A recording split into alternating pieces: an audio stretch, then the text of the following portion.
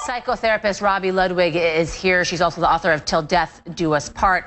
Robi, we also heard from Joyce Mitchell's husband earlier talk about how his wife liked the attention that the inmates gave her. Was it just that easy, Robi?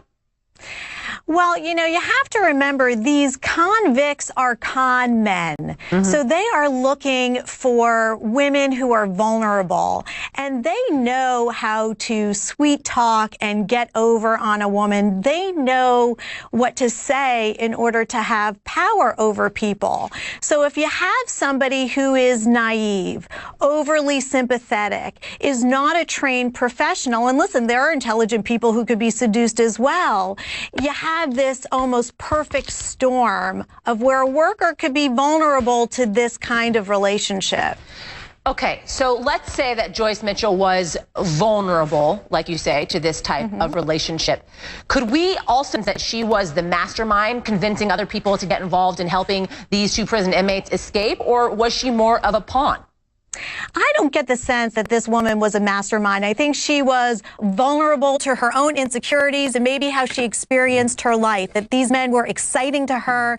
They were offering her the ability to be part of a very exciting novelesque script, which she would never have otherwise. And she really got caught up with very dangerous people. I don't see her as being the mastermind. She may have participated, which, you know, legally, I don't know what that means in terms of being considered a mastermind. But this is a woman who was sought out by very slick, dangerous men.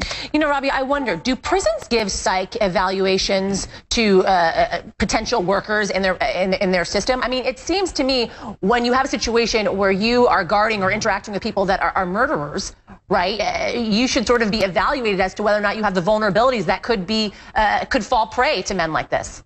It's a great question. It's a great suggestion. I'm sure there are background checks, but the bottom line is there's no psych test for being lonely or vulnerable to needing more attention or liking the idea of being special in a world that may not treat you special. There's no psych evaluation for that. So anybody can fall victim to very slick characters depending on timing. But I think education would be a huge advantage here. Training anybody who works in a prison to understand that they're working with master manipulators. And if they feel that they're getting sucked in, there should be a place for them to go and talk and work out whatever it is that they're going through. And I don't know if that exists in the prisons right now. Well, let's talk more about that. What would that education look like? How would one educate potential prison workers as to how to deal with these masterminds, with these guys that are able to, you know, convince you to help them break out of prison or become vulnerable to them?